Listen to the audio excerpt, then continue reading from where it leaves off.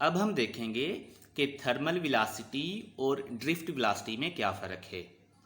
तो शुरुआत हम थर्मल वेलोसिटी से करते हैं। In the absence of electrical field, electrons in a conductor move randomly because of thermal motion. The average velocity of this motion is called thermal velocity. बेटा जब किसी conductor के अक्रॉस कोई बैटरी, सेल या source of potential difference apply नहीं किया गया होता तो उसके अक्रॉस कोई इलेक्ट्रिकल फील्ड भी सेटअप नहीं होती। तो अंडर दिस कंडीशन, जब किसी कंडक्टर के अक्रॉस बैटरी या इलेक्ट्रिकल फील्ड नहीं होती तो उसके अंदर जितने भी इलेक्ट्रॉन्स होते हैं वो रेंडमली मूव कर रहे होते हैं इन ऑल डायरेक्शन, जैसे कि आप यहाँ पर देख रहे हो।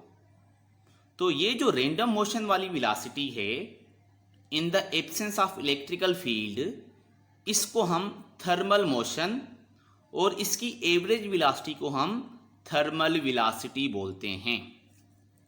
ये जो थर्मल वेलोसिटी है इसका ऑर्डर बहुत ज़्यादा होता है, मिलियन मीटर पर सेकेंड या इससे भी ज़्यादा। पर ये कोई भी करंट पैदा नहीं कर सकती या ये करंट में कंट्रीब्यूट नहीं करती। इसका रीज़न ये है कि ऑन एवरेज जितने इलेक्ट्रॉन्स राइट की तरफ मूव करते हैं उतने ही इलेक्ट्रॉन सेम वेलोसिटी के साथ लेफ्ट की तरफ भी मूव करते हैं, जिनकी वजह से जो नेट इफेक्ट है वो ज़ीरो हो जाता है। तो इस वेलोसिटी को हम थर्मल वेलोसिटी बोलते हैं। इसका ऑर्डर बहुत ज़्यादा होता है पर यह करंट में कंट्रीब्यूट नहीं करती। अब हम देखते हैं कि ड्रिफ्ट वेलोसिटी क्या है। Drift velocity is defined as the velocity with which electrons get drifted towards the positive terminal when an electrical field is applied. यानी ड्रिफ्ट वेलोसिटी वो वेलोसिटी है जिसके साथ इलेक्ट्रॉन्स जो है वो मूव करते हैं पॉजिटिव टर्मिनल की तरफ। कब? जब हम इलेक्ट्रिकल फील्ड अप्लाई करेंगे। अब देखो, अगर हम इस कंडक्टर के अक्रॉस इलेक्ट्रिकल फील्ड अप्लाई करते हैं, जिसका मतलब क्या है कि हम इसके अक्रॉस कोई बैटरी लगा देते हैं। ये बड़े वाला टर्मिनल क्या है? पॉजिटिव, और ये जो छोटे वाला टर्मिनल है ये नेगेटिव को इंडिकेट करता है। तो बेटा इसके साथ होगा क्या कि इसके अंदर ये जो रेंडमली मूविंग इलेक्ट्रॉन्स थे, नेगेटिव टर्मिनल के ऊपर क्या होती है? नेगेटिव पोटेंशियल, जो नेगेटिवली चार्ज इलेक्ट्रॉन्स को क्या करेगा? धक्का लगाएगा इधर को। तो जो इलेक्ट्रॉन्स इधर को मूव कर रहे थे यानी लेफ्ट की तरफ, वो तेज हो जाएंगे, और बेटा जो इलेक्ट्रॉन इधर को मूव कर रहे थे राइट की तरफ, वो थोड़े स्लो हो जाएंगे, क्योंकि पॉजिटिव टर्मिनल उनको क्या करेगा? अट्रैक्ट करेगा। जिसकी वजह से क्या होता है कि एक नेट इफेक्ट आता है। नेट इफेक्ट क्या होता है कि ओवरऑल इलेक्ट्रॉन्स को एक ड्रिफ्ट मिलती है towards the positive terminal, negative terminal से अवे और टुवर्ड्स द पॉजिटिव टर्मिनल। ये सारे इलेक्ट्रॉन्स जो हैं ये ड्रिफ्ट करते हैं। इस वेलोसिटी को हम क्या बोलते हैं? Drift velocity. जब हम बैटरी लगाते हैं, उस बैटरी के लगाने की वजह से क्या होती है? इलेक्ट्रिकल फील्ड बन जाती है।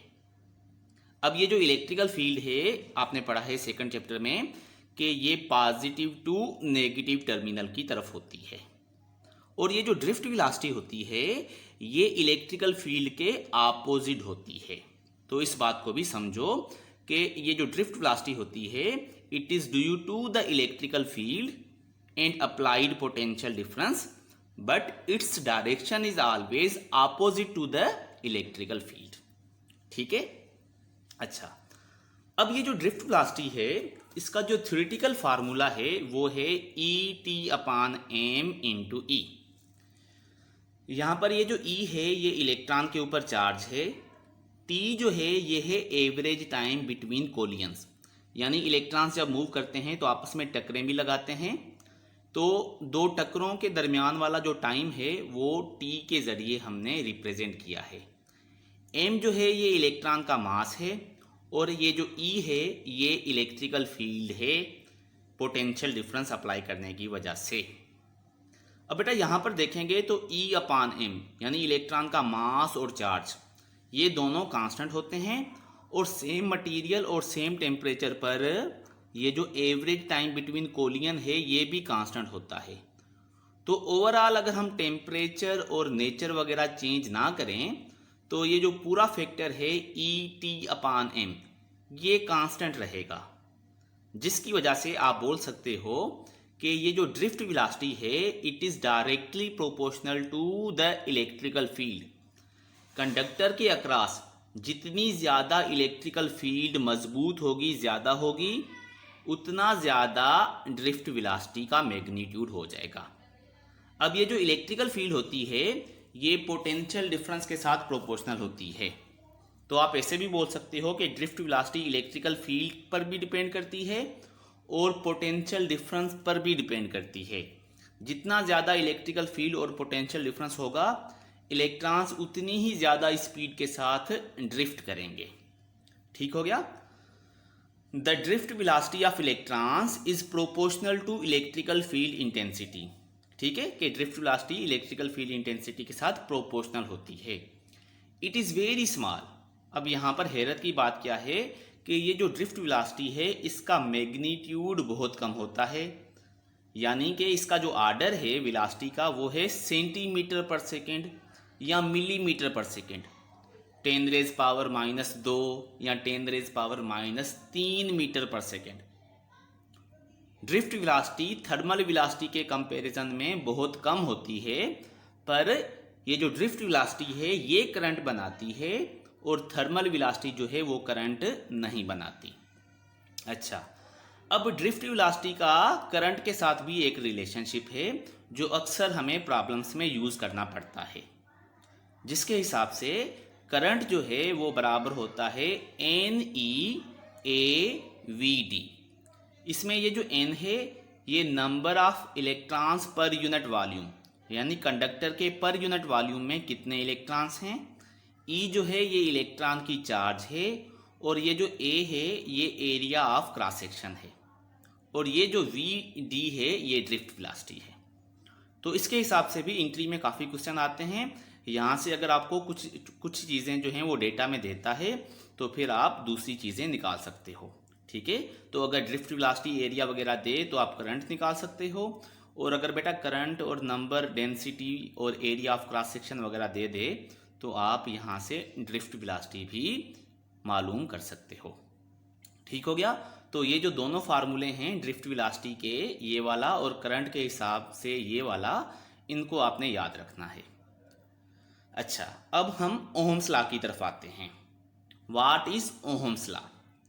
जॉर्ज सिमन ओहम एक साइंटिस्ट था जिसने रिलेशनशिप मालूम की बिटवीन करंट एंड वोल्टेज, जिसको हम क्या बोलते हैं? Ohm's law. According to Ohm's law, at constant temperature, अगर टेम्परेचर कांस्टेंट है, the current I flowing through a conductor is directly proportional to the potential difference V across its ends। अगर temperature constant है तो फिर किसी भी conductor में से फ्लो होने वाला करंट उसके अक्रॉस पोटेंशियल डिफरेंस के साथ डायरेक्टली प्रोपोर्शनल होता है। जैसे कि आप यहाँ से देख सकते हो कि ये हमारा एक कंडक्टर है, या आप ऐसे बोलो कि रेजिस्टर है, कोई बल्ब वगैरह है।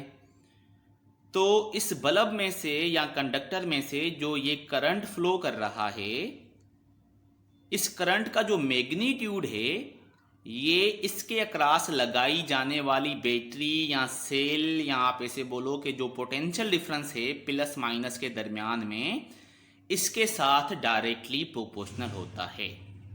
So current I flowing through a conductor or resistor is proportional to the potential difference V across its ends, जिसको मैथमेटिकली आप ऐसे भी लिख सकते हो कि current is proportional to V।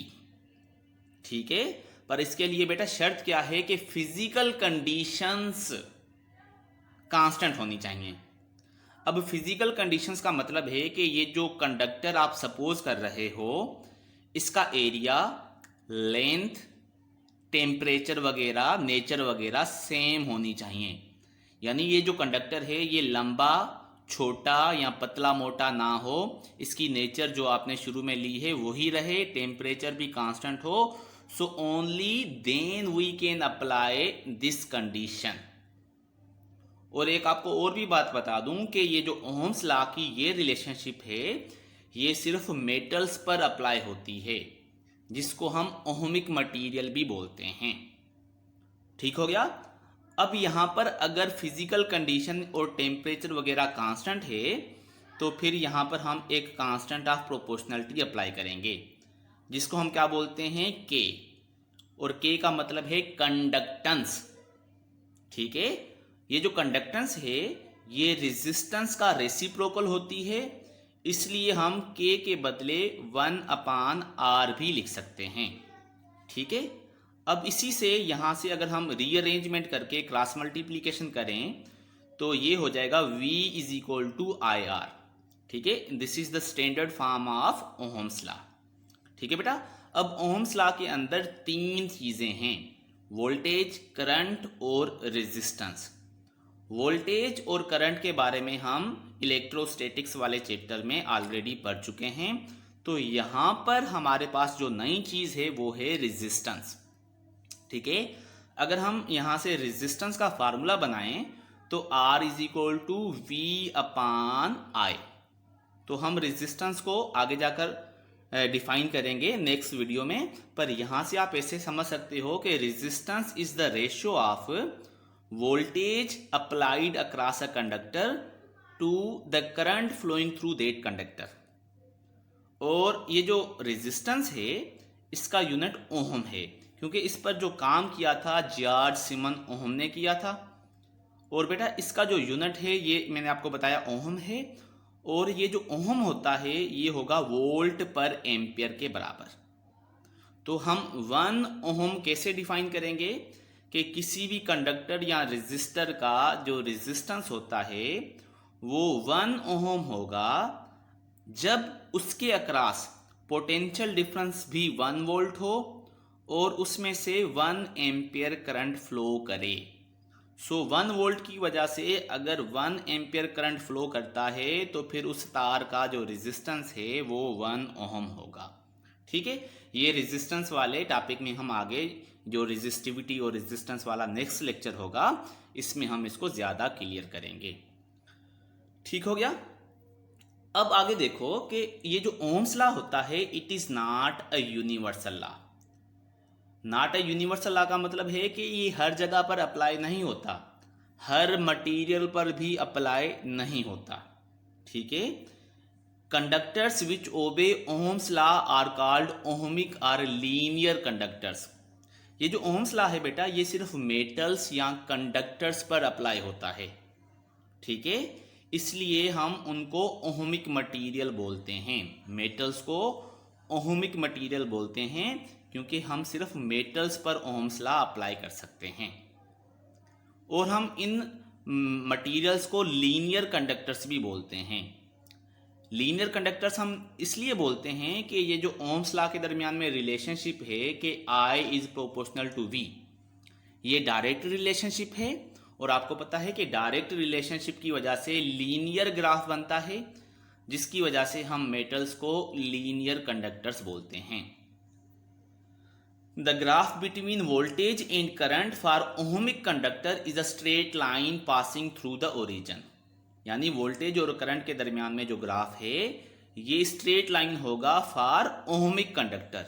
That is why we call it linear conductors. Conductors which do not obey Ohm's law are called non ohmic और non linear conductors. बेटा सारी चीजें ओहमिक नहीं होती, तो जो ओहम्स लॉ को ओबे नहीं करती उनको हम नॉन ओहमिक या नॉन लीनियर कंडक्टर्स बोलेंगे।